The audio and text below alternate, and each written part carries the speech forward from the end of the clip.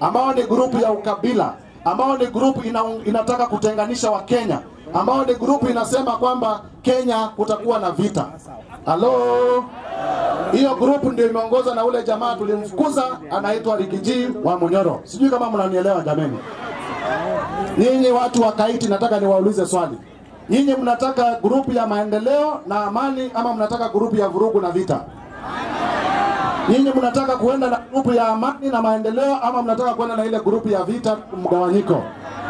Wale wanasema tunaenda na William Ruto, grupu ya maendeleo na amani, wanyonyeshe kwa mkono. Kwa hivyo wakati unasikia viongozi wa hapa Ukambani walienda kumtembelea rais katika ikulu ya Nairobi, na sababu hiyo imeleta shida nyingi sana.